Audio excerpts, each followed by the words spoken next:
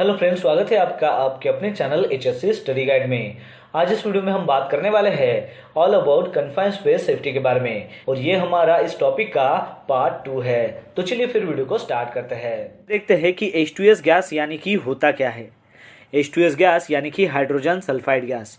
Hydrogen sulphide gas जो है वो पॉइजनस गैस है, यानी कि जहरीली गैस है, और साथ ही में वो कोरोसिव गैस भी है, जिसकी वजह से उसका अगर कॉन्सेंट्रेशन अगर कम भी रहा तो उस कम कॉन्सेंट्रेशन में वो आदमी की जान भी ले सकती है। हाइड्रोजन सल्फाइड को बहुत सारी इंडस्ट्री में अलग अलग नाम दिया गया है, जैसे उसका नाम है हाइड्रोजन सल्फाइड, और एक उसे कहते हैं स्टिंग डैम भी कहते हैं, उसको सल्फ्यूरेटेड हाइड्रोजन भी कहते हैं, सोर गैस भी कहते हैं, रोटन एग गैस भी कहते हैं, हाइड्रोसल्फ्यूरिक एसिड भी कहते हैं, और आखिर में उसको सल्फर हाइब्रिड भी कहते हैं। तो ये जो सारे वेराइटी ऑफ नेम्स है, ये सारे हाइड्रोजन सल्फाइड के अलग अलग नाम हैं। चलिए अब देखते हैं कि H2S गैस के फिजिकल कैरेक्टरिस्टिक क्या है। तो सबसे पहला पॉइंट आता है कि ये जो है ये हाईली टॉक्सिक है, और साथ ही में ये पॉइजनस गैस है। सेकंड में है कि ये कलरलेस गैस है, जिसका कोई कलर नहीं होता। थर्ड में है कि ये सोल्यूबल इन वाटर, यानी कि पानी में जो है वो जल्दी से सोल्यूबल हो जाता है। अप टू 1 ppm तक हाइड्रोजन सल्फाइड का जो स्मेल है वो रोटन एग की तरह आता है, और जैसे जैसे इसका कॉन्सेंट्रेशन बढ़ जाता है वैसे वैसे जो सेंस ऑफ स्मेल है वो लॉस हो जाता है। हाइड्रोजन सल्फाइड का जो एक्सप्लोजिव रेंज है वो है 4.3% से लेके 46% तक, यानी कि 4.3 जो है वो लोअर एक्सप्लोजिव लिमिट है, और 46 जो है वो अपर एक्सप्लोजिव लिमिट है। H2S गैस का ऑटो इग्निशन टेम्परेचर जो है वो 260 डिग्री सेल्सियस है, यानी कि 500 डिग्री फ़ारेनहाइट। वेपर की जो डेंसिटी है वो एयर से 1.2 टाइम्स हेवियर होती है। H2S गैस जब जलती है तब उसका जो ब्लू फ्लेम है वो प्रोड्यूस करता है सल्फर डाइऑक्साइड को, और ये सल्फर डाइऑक्साइड जो है वो अनादर टॉक्सिक गैस है। हाइड्रोजन सल्फाइड हाईली कोरोसिव है कुछ सर्टेन मेटल्स के लिए। आपको ये ध्यान में रखना है कि H2S का कॉन्सेंट्रेशन जैसे जैसे बढ़ता है वैसे वैसे वो आपके हेल्थ के ऊपर इफेक्ट करता है, यानी कि उसका अगर कॉन्सेंट्रेशन 10 ppm है तो उसकी वजह से आपकी जो आई है उसमें इरिटेशंस होना चालू हो जाएगा, और जैसे जैसे कॉन्सेंट्रेशन बढ़ेगा, जैसे कि 20 ppm हो, 30 ppm हो, वैसे वैसे उसका इफेक्ट बढ़ता जाएगा, जैसे कि कफिंग होना, आई इरिटेशन होगा, और साथ ही में आपका जो सेंस ऑफ स्मेल है वो 2-4 मिनट में लॉस हो जाएगा। और जैसे जैसे उसका कॉन्सेंट्रेशन बढ़ेगा आपकी जो पल्स है और जो रेस्पिरेटरी ट्रैक है उसके ऊपर वो इफेक्ट करेगा, और लास्ट में जब वो 100 ppm में आता है तब वो IDLH में प्रवेश करता है। IDLH यानी कि immediately dangerous to life and health. तो चलिए बात करते हैं कि जब भी आपको H2S गैस के इन्वायरमेंट में काम करना हो तो उस वक्त आपको क्या प्रिकॉशंस लेनी पड़ती हैं।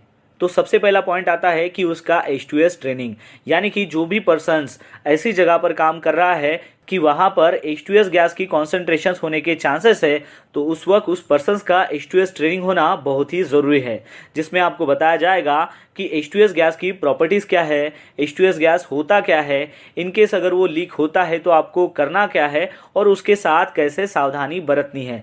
तो इन सारी चीज़ों की H2S ट्रेनिंग में आपको बाकायदा इन्फॉर्मेशन दी जाती है।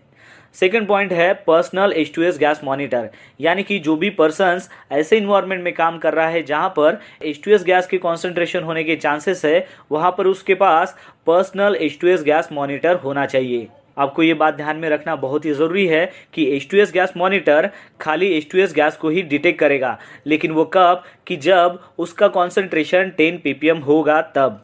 H2S गैस अगर 10 ppm से अगर कम कॉन्सेंट्रेशन में है तो वो पर्सनल गैस डिटेक्टर डिटेक्ट नहीं कर सकता। थर्ड पॉइंट आता है इमरजेंसी एस्केप ब्रीथिंग apparatus, यानी कि आपके पास ईबा होना बहुत ही ज़रूरी है। फोर्थ है कि आपको विंड सॉक का पता होना चाहिए। फिफ्थ है H2S अलार्म के बारे में आपको पता होना चाहिए। 6 है इमरजेंसी इवैक्यूएशन रूट कहाँ पर है उसके बारे में आपको पता होना चाहिए। 7 है इमरजेंसी इवैक्यूएशन प्लान क्या है उसके बारे में आपको पता होना चाहिए। और 8 आता है emergency stand by vehicle, in case अगर मान लो गैस लीक अगर हो जाती है तो उस वक्त आप उस इमरजेंसी व्हीकल का इस्तेमाल कर सकते हो। तो चलिए अब जानते हैं कि H2S गैस अगर लीक हो जाती है तो उस वक्त आपने क्या सावधानी बरतनी चाहिए। तो सबसे पहले आपको ध्यान में रखना है कि जैसे ही H2S गैस लीक हो जाती है, यानी कि आपका जो पर्सनल गैस डिटेक्टर है वो साउंड करना चालू कर देता है, अलार्म देना चालू कर देता है, तो उस वक्त आपको इमीडिएटली आपका जो काम है वो सबसे पहले बंद कर देना है। यानी कि सबसे पहले आपको जो भी वर्क एक्टिविटी है वो बंद करनी है। फिर उसके बाद आपके पास जो भी इक्विपमेंट रनिंग कंडीशंस में है उसको अगर आप ऑफ कर सकते हो तो आपको उसको करना है, अदरवाइज आपको उसे नहीं करना है। उसके बाद आपको विंड सॉक की तरफ देखना है ताकि आपको पता चल सके कि विंड का डायरेक्शन किस तरफ है। फिर आपको विंड सॉक की वजह से जैसे ही आपको विंड डायरेक्शन पता चल जाता है तो सबसे पहले आपको विंड का जो क्रॉस डायरेक्शंस है उस तरफ जाना है। और कब तक कि जब तक आपका जो पर्सनल गैस मॉनिटर है वो अलार्म करता रहेगा तब तक। जैसे ही वो अलार्म बंद हो जाएगा और फिर देखना है कि असेंबली पॉइंट कहाँ पर है। फिर आप जैसे ही असेंबली पॉइंट में पहुंच जाते हो वहाँ पर आपको हेड काउंट करना है। उसके बाद आपको इमरजेंसी कॉन्टैक्ट नंबर पर इंफॉर्मेशन देनी है कि यहाँ पर H2S लीक हो गया है और वहाँ पर हमने इवैक्यूएशन प्रोसेस स्टार्ट कर दी है। जब आप वहाँ पर हेड काउंट करते हो और आपने देखा कि कोई जो पर्सन्स है वो वहाँ पर नहीं आया हुआ है, वो मिसिंग है, तो उस वक्त आपको इमरजेंसी कॉन्टैक्ट नंबर पर ये इन्फॉर्मेशन देनी है कि यहाँ पर एक जो पर्सन्स है या फिर 2 पर्सन्स है वो मिसिंग है और उसके लिए आपको रेस्क्यू टीम भेजना है। डिफरेंट टाइप्स ऑफ रेस्पिरेटर्स की 2 मेजर कैटेगरीज होती है। तो सबसे पहले आता है एयर प्यूरिफाइंग रेस्पिरेटर्स। इसमें क्या किया जाता है कि एयर को प्यूरिफाई किया जाता है और फिर उस एयर को रेस्पिरेटर्स के माध्यम से पहुंचाया जाता है। और दूसरा जो है वो है सप्लाई एयर रेस्पिरेटर, यानी कि उस रेस्पिरेटर में ऑलरेडी एयर को सप्लाई किया हुआ रहता है, वो एयर को स्टोर किया हुआ रहता है एक सिलेंडर में। तो चलिए देखते हैं कि एयर प्यूरिफाइंग रेस्पिरेटर में और कौन सी कैटेगरीज आती है। तो पहला है air purifying disposable particulate mask, यानी कि ऐसा मास्क जो एयर को प्यूरिफाई करेगा और बाद में उसका यूज़ होने के बाद आप उसको डिस्पोज भी कर सकते हो। सेकंड आता है एयर प्यूरिफाइंग हाफ मास रेस्पिरेटर्स। खास तौर से इस रेस्पिरेटर का इस्तेमाल जब भी आप कोई केमिकल हैंडल करते हो उस दौरान आपको ये हाफ मास रेस्पिरेटर काम में आता है। फिर आता है air purifying full face mask respirators. इस रेस्पिरेटर में आपका जो पूरा फेस है वो कवर हो जाता है। फिर आता है गैस मास्क, जहाँ पर भी मान लो कि गैस लीकेज हुई है और वहाँ पर इमरजेंसी में कुछ काम करना है तो उस दौरान आपको गैस मास्क का इस्तेमाल करना है। फिर आता है पावर एयर प्यूरिफाइंग रेस्पिरेटर्स, यानी कि उस रेस्पिरेटर में पावर के माध्यम से एयर को प्यूरिफाई करके आपको एयर सप्लाई की जाती है। फिर सेकंड आता है सप्लाई एयर रेस्पिरेटर्स, यानी कि उस रेस्पिरेटर में ऑलरेडी जो एयर है वो सप्लाई की रहती है, स्टोर की रहती है एक सिलेंडर के माध्यम से, तो उसमें आता है एयरलाइन रेस्पिरेटर्स। फिर आता है ईबा, यानी कि emergency escape breathing apparatus। ईबा cylinder में एयर को स्टोर किया हुआ रहता है। उसका इस्तेमाल जब भी मान लो कोई गैस लीक हो जाती है और इमरजेंसी सिचुएशन में आपको वहाँ से एस्केप होना होता है, उस दौरान आपको ईबा का इस्तेमाल करना पड़ता है। ईबा का इस्तेमाल आप 15 मिनट तक कर सकते हो। फिर उसके बाद आता है स्काबा, यानी कि सेल्फ कंटेन ब्रीथिंग apparatus। स्काबा में भी एक सिलेंडर होता है जिसमें एयर जो है ऑलरेडी सप्लाई की हुई रहती है और स्काबा का जो यूज़ है वो पर्सन्स को रेस्क्यू करने के लिए किया जाता है। स्काबा जो है वो 45 मिनट तक आप यूज़ कर सकते हो। देखते हैं कि स्काबा क्या होता है। स्काबा का फुल फॉर्म होता है सेल्फ कंटेन ब्रीथिंग apparatus। खास तौर से इसका जो इस्तेमाल है वो फायर फाइटर्स या फिर हैजमैट यूनिट की तरफ से किया जाता है। जब भी आप कोई ऑयल एंड गैस या फिर कंस्ट्रक्शन में काम करते हो तो वहाँ पर कन्फाइंड स्पेस का काम होता है, तो वहाँ पर भी स्काबा का इस्तेमाल किया जाता है इन केस ऑफ इमरजेंसी में किसी भी पर्सन्स को रेस्क्यू करने के लिए। और उसके लिए बाकायदा रेस्क्यू टीम होती है जो वेल क्वालिफाइड होती है और ट्रेन होती है और उनको पता होता है कि स्काबा का इस्तेमाल कैसे करना है जब भी इमरजेंसी में या फिर कन्फाइंड स्पेस में किसी पर्सन्स को रेस्क्यू करना हो। तो चलिए अब बात करते हैं स्कूबा के बारे में। तो स्कूबा का फुल फॉर्म होता है self contain under water breathing apparatus। और देखा जाए तो स्कूबा और स्काबा जो है वो सिमिलर ही होता है, लेकिन स्कूबा का जो यूज़ है वो अंडर वाटर किया जाता है। चलिए जानते हैं कुछ पॉइंट्स की इन दोनों में क्या डिफरेंस है। स्कूबा गियर को डिज़ाइन किया गया है कि उसको हाई प्रेशर में ऑपरेट कर सके, जबकि स्काबा को इस प्रकार डिज़ाइन नहीं किया गया है। अगर आप एक फायर फाइटर की बात करें तो उनके मुताबिक स्काबा का जो टैंक्स है वो बहुत ही लाइटर है as compared to scuba tanks. और स्काबा टैंक्स में क्या होता है कि उसमें अमाउंट ऑफ जो गियर है वो बहुत ही कम होते हैं, जिसकी वजह से फायर फाइटर्स जो है उसको इजीली कैरी कर सकता है। जबकि अगर हम बात करें स्कूबा टैंक्स की तो उसका जो टैंक का वेट होता है वो लिटिल बिट एक्स्ट्रा वेट होता है एज कम्पेयर टू स्काबा टैंक, क्योंकि स्कूबा का जो इस्तेमाल है वो अंडर वाटर किया जाता है और वहां पर जब आप डाइविंग करते हो तो उसका अगर मान लो लिटिल बिट एक्स्ट्रा वेट भी है तो जब भी आप अंडर वाटर जाते हो डाइविंग के थ्रू तो वो आपको नीचे जाने में हेल्प करता है। स्काबा जो ब्रीथिंग अपैरेटस है वो इंस्पेक्टेड होना चाहिए पेरियोडिकली, यानी कि नॉर्मल तौर से उसे वंस इन अ मंथ उसको इंस्पेक्ट करना है। लेकिन आपको ध्यान में रखना है कि जैसे ही आपने वन टाइम उसका यूज किया तो दोबारा उसको आपको चेक करना है। सेम प्रोसीजर आपको फॉलो करनी है स्कूबा में भी, वहां पर भी आपको उसका पेरियोडिकली इंस्पेक्शन करना है और साथ में वंस इन अ मंथ उसका इंस्पेक्शन आपको करना है। और जब भी आप उसका वन टाइम यूज करते हो तो वन टाइम यूज करने के बाद उसको आपको बाकायदा चेक करना है। चलिए अब जानते हैं कि इसके कंजम्पशन कैलकुलेशन के बारे में कि हम कितना अगर उसका वॉल्यूम हो तो हम उसको कितने टाइम पीरियड तक उसको कंज्यूम कर सकते हैं। सबसे पहले आपको ध्यान में रखना है कि जो भी स्काबा होता है या फिर स्कूबा होता है उसकी जो टैंक होती है उसमें एयर भरा हुआ होता है और उसको अगर हमें मेजर करना हो तो वो हमें वॉल्यूम में मेजर करना पड़ता है कि कितने वॉल्यूम में ये टैंक के अंदर एयर है। अब मान लीजिए कि आपने स्काबा पहन लिया तो जब आप 1 मिनट तक अपनी सांसें लेते हो तो उसके लिए आपको कितने एयर की ज़रूरत होती है, तो वो होती है 1.5 क्यूबिक फीट, यानी कि 1.5 क्यूबिक फीट अगर उसमें एयर है उस वॉल्यूम में तो आप इजीली उस एयर को 1 मिनट तक ले सकते हो।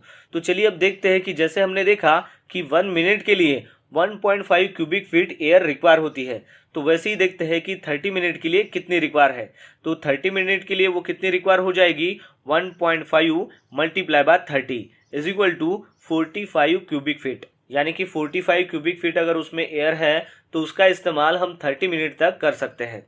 आपको ये ध्यान में रखना है कि ये जो ब्रीथिंग अपैरेटस है इसको प्रेशर गेज लगा हुआ रहता है और उस प्रेशर गेज में आपको ये ध्यान में रखना है कि जितना प्रेशर उसमें दिखा रहा है, यानी कि जितना प्रेशर उसमें लेफ्ट है, उसका मतलब ये होता है कि उसमें वॉल्यूम ऑफ एयर कितना है, जिसके जरिए हम इजीली पता कर सकते हैं कि कितना टाइम तक हम इसका इस्तेमाल कर सकते हैं। और एक बात आपको यहाँ पर ध्यान रखनी है कि प्रेशर गेज में अगर मान लो 100 बार उसका प्रेशर दिखा रहा है तो वो 15 मिनट तक आप उसका इस्तेमाल कर सकते हो। अगर उसका प्रेशर 200 दिखा रहा है तो उसका इस्तेमाल आप 30 मिनट तक कर सकते हो, और उसमें अगर प्रेशर 300 दिखा रहा है तो उसका इस्तेमाल आप 45 मिनट तक कर सकते हो। आपको अगर कन्फाइंड स्पेस के बारे में टीबीटी देना हो तो उस टीबीटी के दौरान आप कौन से पॉइंट जो है वो इंक्लूड कर सकते हो। तो सबसे पहले आपको बताना है कि कन्फाइंड स्पेस यानी कि होता क्या है। कन्फाइंड स्पेस यानी कि ऐसी जगह जो खास तौर से इनक्लोज हो जाती है लेकिन वो पूरी तरीके से इनक्लोज नहीं होती है। वहाँ पर क्या होता है कि उस कन्फाइंड स्पेस में हजार्डस जो कंडीशंस है या फिर जो सब्सटेंसेस है वो अवेलेबल हो सकते हैं, जिसके कारण सीरियस इंजरी होने के चांसेस बढ़ जाते हैं। जैसे कि वो जो हजार्डस कंडीशंस है या फिर सब्सटेंस है वो क्या हो सकता है कि जैसे कि लैक ऑफ ऑक्सीजन हो गया, यानी कि ऑक्सीजन की जो है वो कमी वहाँ पर हो सकती है। पुअर एंट्री एंड एग्जिट हो सकता है, यानी कि कन्फाइंड स्पेस में जाने का जो रास्ता है और जो आने का रास्ता है वो अच्छी कंडीशन में नहीं हो सकता है। और फिर उसके बाद है चेंज ऑफ टेम्परेचर, यानी कि जब भी आप कन्फाइंड स्पेस में काम करने के लिए जाते हो तो वहाँ का जो टेम्परेचर है वो चेंजेस होते रहता है, क्योंकि बाहर का जो टेम्परेचर है यानी कि जो नॉर्मल टेम्परेचर है कन्फाइंड स्पेस के बाहर में तो वो टेम्परेचर अलग होता है, और जब आप कन्फाइंड स्पेस के अंदर में जाते हो तो वहाँ का जो टेम्परेचर है वो बढ़ जाता है। तो ये बात आपको बतानी है जब भी आप टीबीटी लोगे। तो सबसे पहले है उसका डेफिनेशंस, यानी कि कन्फाइंड स्पेस होता क्या है।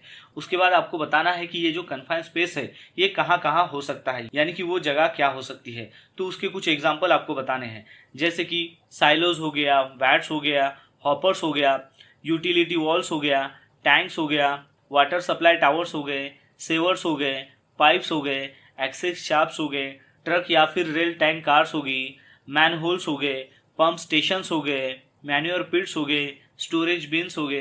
तो ये जो सारे एग्जाम्पल है ये सारे कन्फाइंड स्पेस के एग्जाम्पल है। ये सारे एग्जाम्पल आपको वर्कर लोगों को बताना है। फिर उसके बाद आपको बताना है कि ये कन्फाइंड स्पेस में जब भी आप काम करोगे तो उसमें क्या क्या खतरा हो सकता है, तो उसके हजार्ड्स आपको बताने हैं। तो उस हजार्ड्स में क्या क्या आएगा कि जैसे कि लैक ऑफ ऑक्सीजन हो गया, यानी कि ऑक्सीजन की कमी वहाँ पर हो सकती है।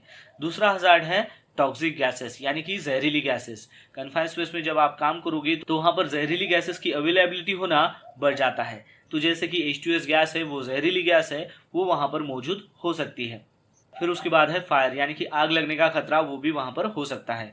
फिर उसके बाद है स्लिप एंड ट्रिप्स, तो वो भी हज़ार्ड वहाँ पर मौजूद हो सकता है। फिर उसके बाद है एक्सेस एंड इग्रेस यानी कि आने का और जाने का जो रास्ता है वो भी एक खतरा हो सकता है। फिर उसके बाद आपको बताना है कि फ्री फ्लोइंग जो भी मटेरियल है वो भी वहाँ पर खतरा हो सकता है। तो ये जो सारे हज़ार्ड है ये भी आपको उनके साथ डिस्कस करना है।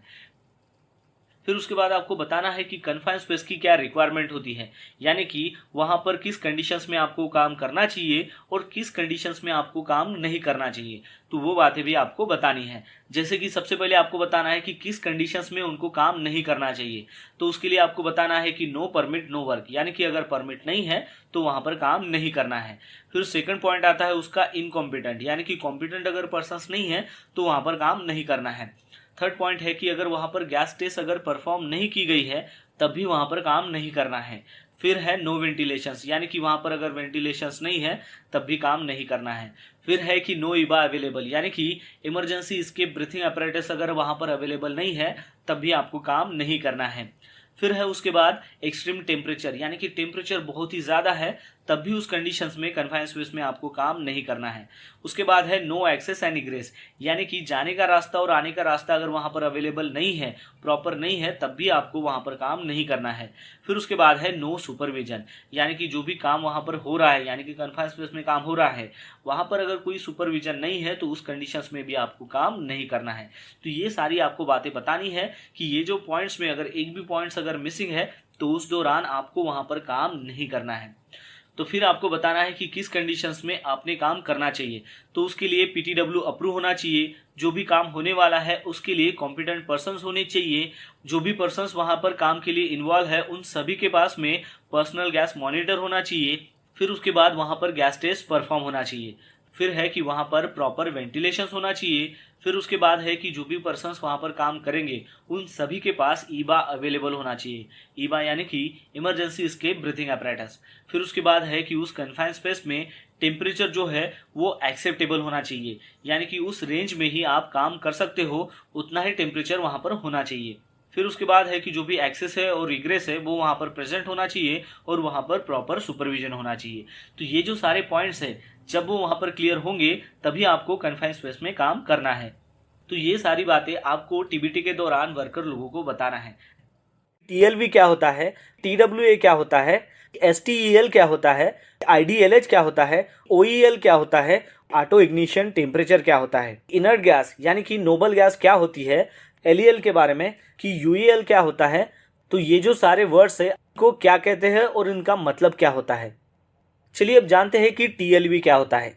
TLV यानी कि थ्रेशोल्ड लिमिट वैल्यू। इसमें क्या होता है कि जो भी गैस है उसका जो कॉन्सेंट्रेशन है कि जिसमें जो भी पर्सन्स है वो कंटिन्यूअस काम कर सकता है कुछ पीरियड ऑफ टाइम तक, यानी कि वो जो गैस है वो एक्सपोज कर सकता है कुछ पीरियड ऑफ टाइम तक, कि जिसकी वजह से उतने टाइम में अगर वो काम करेगा तो उसको कोई भी इरिटेशन नहीं होगा या फिर उसके ऊपर कोई भी क्रोनिक इफेक्ट नहीं होगा और उसके कोई भी टिश्यू के ऊपर कोई भी डैमेज नहीं होगा और उसकी जो वर्क एफिशिएंसी है उसके ऊपर भी कोई इफेक्ट नहीं होगा। तो हमें जानना है कि उसकी थ्रेशोल्ड लिमिट वैल्यू क्या है। चलिए अब देखते हैं कि TWA क्या है। TWA यानी कि टाइम वेटेड एवरेज। तो TWA क्या होता है कि एयर में जो कंटेमिनेंट है उसमें गैस का जो कॉन्सेंट्रेशन है वो इतना होता है कि वहाँ पर अगर मान लो पर्सन्स काम कर रहा है कंटिन्यूअस 8 घंटे तो उसका जो इफेक्ट है उसके बॉडी के ऊपर नहीं होता, जिसे हम उसका नॉर्मल वर्किंग हावर्स कहते हैं।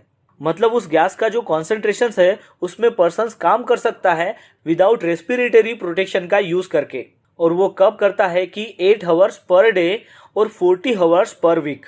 तो एग्जांपल लेते हैं ताकि आपको अच्छे से समझ में आए। H2S गैस का अगर कॉन्सेंट्रेशन 10 ppm है तो उस 10 ppm में पर्सन्स 8 घंटे तक काम कर सकता है कि जिसकी वजह से उस गैस का उनके बॉडी के ऊपर कोई इफेक्ट नहीं होगा, जैसे कि कोई इरिटेशन नहीं होगा या फिर कोई क्रोनिक इफेक्ट नहीं होगा या फिर उसकी जो वर्क इफिशियंसी है उसमें कोई रिड्यूस नहीं होगा। चलिए अब देखते हैं कि STEL क्या है। STL यानी कि शॉर्ट टर्म एक्सपोजर लिमिट।